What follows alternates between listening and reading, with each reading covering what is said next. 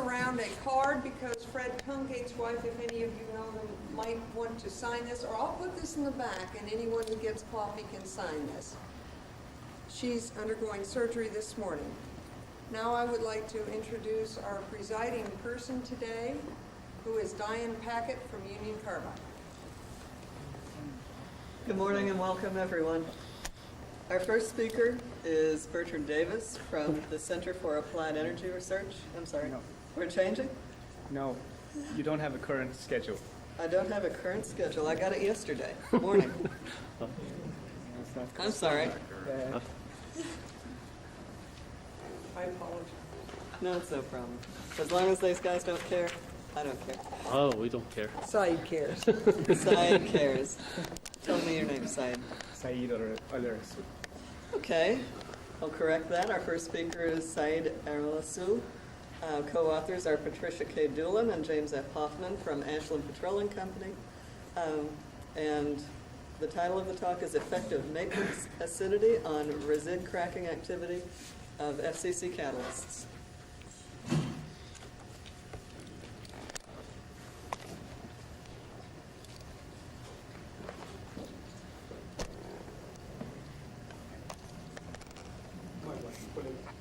Make it smaller, fit the screen.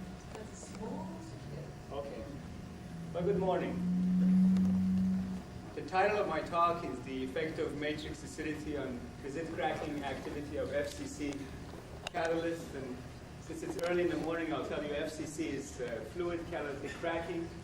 And our interest in this is because we, like many other refiners, have had to deal with ever-increasing resid fractions in the feedstock of the FCC.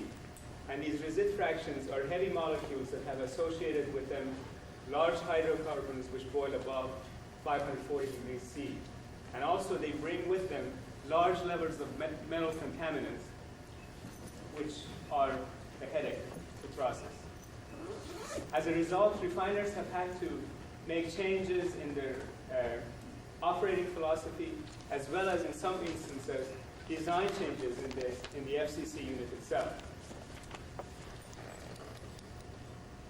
In addition, the cracking catalyst has had to be tailor-made so that it can process these heavy fractions into valuable products and can also endure these large levels of metal contaminants. As I'm sure most of you are aware, a typical cracking catalyst consists of anywhere between 10 to 15% Y zeolite, and the balance is an amorphous silica alumina type clay, which we call it matrix. It is now widely accepted that an active acidic matrix is required for processing these large heavy hydrocarbons and make them into small fractions that can in turn get into the zeolite and be further processed into gasoline, which is the most valuable product. And that is precisely the topic of my talk today. I'm going to tell you about the results of some of our investigation into the effect of matrix acidity and the relationship between matrix acidity and resid cracking. And in addition to our general interest in the advancement of science in this area, we have some real interest in optimizing our catalysts to affect our bottom line. And that is really the motivation for this project. We would like to come up with lab-scale methods that would allow us to predict the resid cracking function on a commercial scale. Next, please. So the outline of my talk is, first I'll tell you a little bit about the general functions of the matrix in catalytic cracking, and then I'll tell you about the importance of matrix acid sites. Then I'll tell you about the two approaches that we've undertaken to characterize matrix acidity. First one being what we call virgin matrix acidity, and then the pseudo-equilibrium matrix acidity, and tell you how each one of these correlate with the commercial performance. And then before concluding, I'll tell you about some of our more recent results that deals with the importance of Bronsted and Lewis acidity on the matrix and how it affects resid cracking. Next, please. Even before resid was introduced in the feed, the cracking catalyst was made with a matrix incorporated in it. And the reason for this was that there's a dilution that needs to be there for the zeolite, because otherwise it will be overly active and overcrack and create all kinds of undesirable reactions. Then also you need the matrix because of simply just as a binder to make the catalyst particles harder and make them more attrition resistant.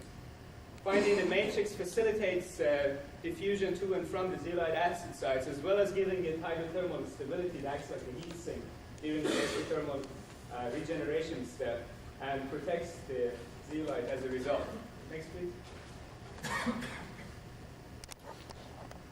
When resid is present in the feed, as I mentioned before, there is an additional function that the matrix can undertake, and that is a catalytic function.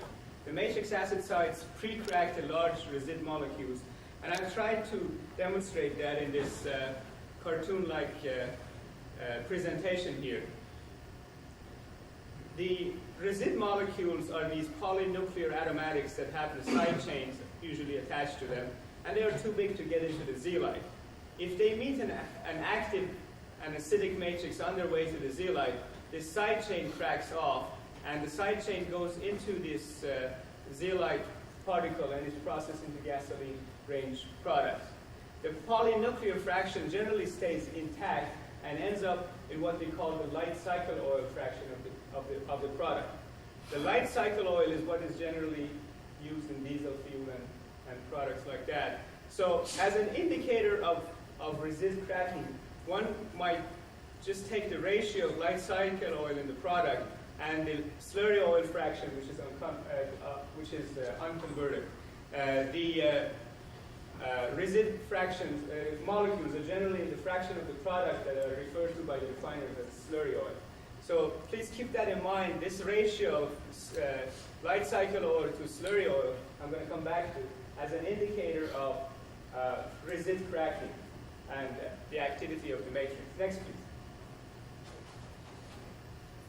So the matrix acidity and resid cracking, if you believe that cartoon, are related to one another, and a method capable of measuring a meaningful value for matrix acidity can be a valuable screening tool, if nothing else. And like any other solid system, when you are dealing with measuring acidity, you need not only to be concerned about measuring total acidity or acid density, we need to have information about acid type and acid strength. For the purpose of this talk, I'll just report to you what we have done so far, which is looking at total acidity and acid type. The acid strength study will be part of our future work. Next, please. To be able to evaluate our approaches or methods in the laboratory, we have chosen 20 catalysts that we have obtained from 5 different manufacturers over the years. All of these catalysts have been evaluated by our process section in a fully circulating riser unit. So we do have pilot scale data, and we can work with the data set. All these catalysts have a range of properties that are listed in this table here. Zeolite content ranges anywhere between 10 to 25%. They all contain some levels of rare earth oxide between 0.5 and 4 weight percent. Surface area ranging between 150 and 250 square meters per gram. And the other properties, unit cell size 24.53, so they're to 24.77. So they're not really mostly stable Y type. They're slightly less than a higher unit cell than what you consider USY. And the mercury pore volume ranges between 0.23 to 0.6 cc's per gram. So there's a wide range of properties for these catalysts. Next, please. The pilot scale data has been obtained on these 20 catalysts over a period of now over 8 years. And the pilot unit is operated in such a way to mimic the commercial RCC unit in Ashland. And RCC stands for Reduced Crude Conversion. It is a unit designed by Ashland and licensed by UOP, which is specifically designed, and we run one of these units in our Catlettsburg refinery. It's designed to process resid-containing feed, heavy feed. distinguishes itself from a conventional FCC unit in several key ways. One is that it has a two-stage regenerator. It has an open riser system to minimize solid gas contacting. And it also has this lift gas medium. The reduced crude feed that we use, that we have used in our product testing, resembles that which is used in the commercial scale, which is a very heavy feed by refiners' standards. And some of these may not make too much sense to you, but the ram's-bottom carbon is a measure of the carbon content, and it's 7% by weight. API gravity is 17, and very high levels of nickel and vanadium, 10 and 35 ppm. And these are considered to be extremely heavy feedstock. Next, please. Every catalyst that's tested in the pilot scale unit gives us a range of data for gasoline, coke, and other important variables. And one of the data that comes out is light cycle oil divided by distillery oil versus conversion. And conversion, the way we construct these curves for each catalyst is that we run the riser tests at different cat-to-oil ratios, separate tests at different cat-to-oil ratios, and we construct these curves. So each one of the catalysts gives us a set of curves like this. And in this particular slide, I'm just showing you the light cycle oil over slurry oil curve because that is the one that we have interest in for the purpose of resid cracking evaluation. Catalyst A here has been chosen because it is probably the most active matrix catalyst. It has the most active matrix, and it's a very good bottoms cracker. And catalyst H has essentially an inactive matrix. So you do see that based on this performance curve, you do see a significant difference between the two catalysts. And to evaluate our matrix acidity methods, the way we work with this data is that since our crackers run around 75 weight % conversion, we just take the value from each curve of each catalyst of this ratio at 75% conversion. So you can see these, the best and the worst catalysts give us two distinct values. Next slide, please. I have a quick question. How do you define conversion? Is that based on gasoline? When you're talking about 75% conversion, what's being converted? The heavy oil is disappearing, or you're right? One minus is slurry oil. slurry oil. The acidity measurements are done using a thermogravimetric absorption of pyridine at 100 degrees C, and it's straightforward. We pre-treat 50 milligrams of sample with dry nitrogen at 600 degrees C for 2 hours, and then we absorb pyridine, and then we purge the sample with dry nitrogen to remove the physically bound pyridine, and we measure the total uptake and express it as results in micromoles per gram of acid sites. So that's what the measurements are, but that's not the challenging part of the study. Go ahead, next one, please. Now, our first attempt was to try and get an idea about the virgin, or the acidity of the matrix in the virgin form. And the reason this is somewhat challenging is that if you try to measure the matrix acidity of a catalyst directly, using any technique, due to the mere presence of the zeolite, your acidity value will be masked by the zeolite itself, because the zeolite is so much more acidic. So you will get no direct information from the matrix acidity itself. So somehow you have to trick the system. You have to either use large molecules that others have used unsuccessfully so that the molecules don't get into the zeolite, but can titrate the matrix, or in our case, destroy the zeolite altogether. And in this case, we are destroying the zeolite phase of the catalyst by acid treatment without significantly modifying the acidic and physical properties of the matrix. And that is something that I hopefully will show you that will happen, that we are not really modifying the matrix by itself. The idea here is, as a result of acid treatment, zeolite crystal structure is completely destroyed. Matrix physical and acidic properties aren't significantly altered, and the acid sites that remain behind are those of the matrix itself. Next, please. The procedure is simple. We just make a slurry of matrix or the catalyst with in water and add sulfuric acid to a pH of 9, to a final pH of 2, because if you go any lower, you do get dissolution of the matrix. We have verified that. And then wash the catalyst and dry it in 120 degrees, at 120 degrees C. Next, please. Now, to be able to verify our assumptions, we were lucky enough to have been given 5 of the matrices corresponding to the 5 of the catalysts that we had in our data set. So we did have those matrices in their pure form. Usually those are not provided to us. And so we used this approach on the 5 catalysts and their corresponding matrices, and we acid treated the catalyst here and measured the Z-light intensity by X-ray diffraction, and we did verify that there was no fingerprint Z-light peak. So the Z-light had gone away. As a further indication of that, the micro surface area, this is mesopore surface area, the micro surface area has essentially vanished here, and that's yet another indication that Z-light is gone. Next. Now here in this graph, I'm trying to convince you here that if you measure the acidity of the pure matrix, unmodified matrix, and then first look at the acidified catalyst, acidified in the manner that I described to you, you get very good agreement. Those are the blue squares here. And that tells you that what you're measuring on the acidified catalyst does resemble the matrix. Now, to convince ourselves that we're not committing too much dissolution of the Z-light as a result of the matrix as a result of acid treatment, we have taken the pure matrix and acid treated it, and those are the orange circles, and they fall very close to the acidified catalyst. So this data was convincing enough to us that what we had was a method to measure virgin matrix acidity.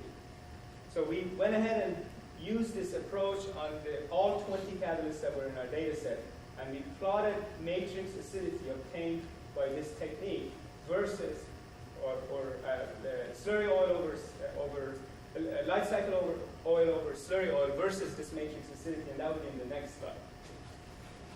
And we get an awful correlation. There doesn't seem to be a relationship here between matrix acidity and resid cracking. And if we wanted to stop here, we could. That we were wrong. Matrix acidity really doesn't relate to bottoms cracking. But then, if you think about it some more, these are catalysts prepared by various formulation techniques and by various manufacturers. As these catalysts go into the pilot scale unit or the commercial unit, they undergo hydrothermal deactivation, and as they are exposed to heat and steam and also metal contaminants, they deactivate at different rates, and there's no reason to assume they all deactivate at the same rate. So if somehow we could incorporate this hydrothermal deactivation into the acidity, or with acidity, then we might have a better luck in correlating. Next, please. And that gives rise to the advent of what we call the pseudo-equilibrium matrix acidity. Here again, we do get rid of the zeolite, but we do it by severe steaming. And the idea is that severe steaming not only leads to total destruction of the zeolite, but the matrix that's left behind is deactivated just enough so that it resembles the matrix in the commercial equilibrium catalyst. And the acid sites that you titrate on the steam sample belong to a matrix that is a pseudo-equilibrium matrix. Again, to convince you that what we have done actually makes sense, we'll go to the next slide. Before that, I'll tell you how we do it. It's, again, very straightforward. We take virgin catalyst and steam it at 870 degrees C. That's very severe steaming for 5 hours with 100% steam. And verify zeolite destruction by X-ray diffraction. Next. These are all 20 catalysts, that treatment with on all 20 catalysts severely steamed, and you can see that the zeolite intensity in all of them have vanished successfully. And again, micropore surface area isn't there anymore, corresponding to the zeolite. Thank you. And we went back to those 5 catalysts for which we had the matrices, and we took the catalyst itself and steamed it at 870 degrees C, and we took the matrix corresponding to catalyst and steamed it at 870 degrees C, and we plotted it one against the other and obtained very good, good correlation, telling us that what we are measuring, in fact, does relate to the matrix. Next, please.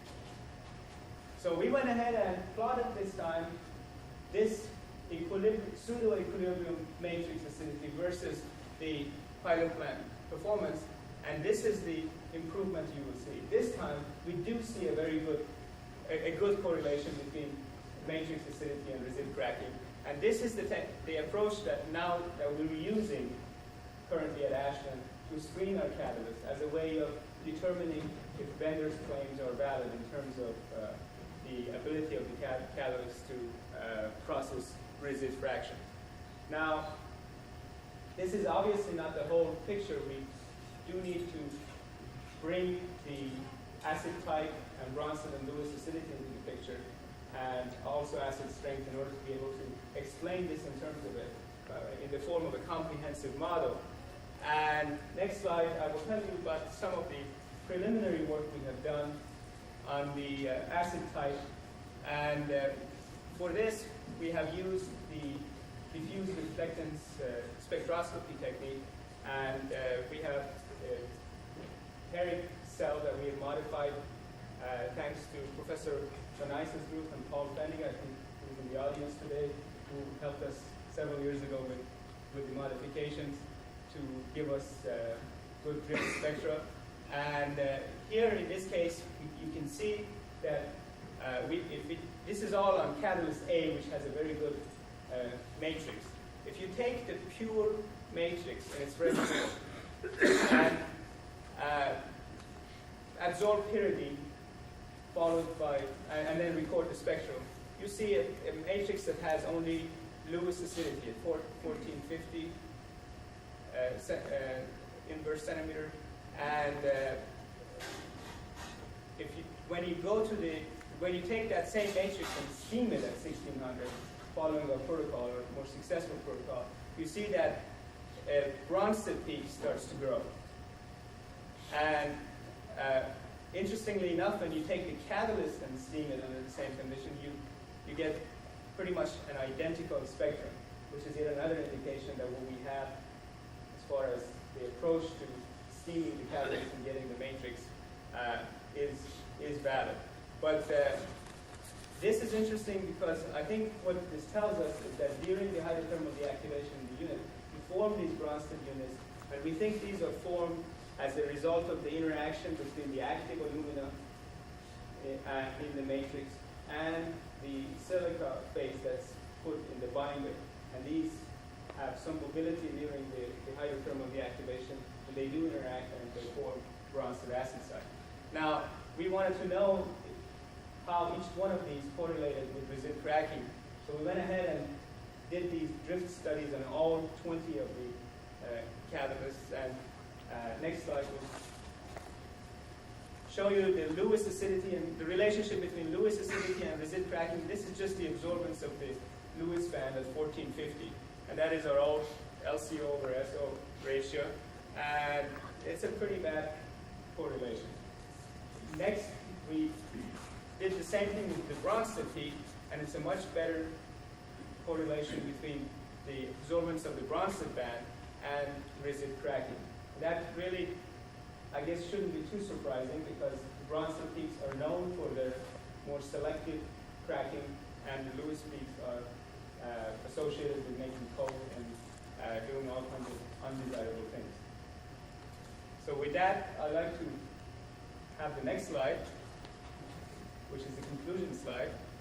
We have come up with methods to help us measure virgin matrix acidity, but it doesn't correlate with resid cracking simply because it doesn't account for hydrothermal stability. The pseudo-equilibrium matrix acidity correlates well with resid cracking because it accounts for both hydrothermal stability and acidity. Our studies into the nature of acid sites have led us to believe that steaming the catalyst or the matrix generates Bronson acidity in the commercial unit, and this Bronson acidity is formed by interaction of the silica binder with active alumina. The Bronson acidity appears to have a stronger correlation with resid cracking than Lewis acidity does. And finally, next slide.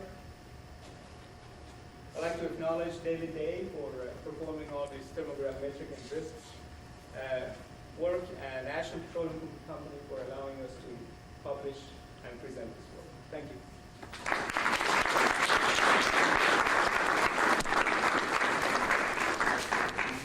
We have time for lots of questions.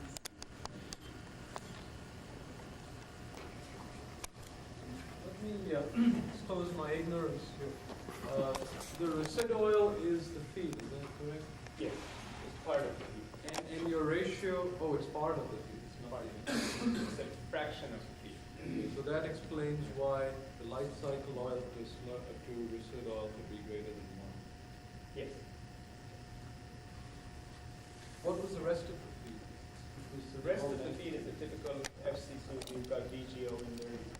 It's a typical FCC feed. The unmodified matrix, when you showed the Bronson and Lewis, did you do the same measurement on the unmodified matrix? Yes. The unmodified matrix was, After steaming, you didn't see any Bronson in the unmodified matrix? after steaming, we did see Bronson acidity in the unmodified matrix. That was, I showed you the 3 spectra. One of them was just the unmodified matrix without any treatment. The second one was the unmodified matrix, but the pure matrix after steaming. And see, this is not an interaction. The Bronson acid sites are not formed as a result of an interaction between the zeolite and the matrix, but an interaction between the phases that are incorporated within the matrix, and they have a chance to interact during hydrothermal treatment. Other questions? Well, if there are no more, let's thank Said again.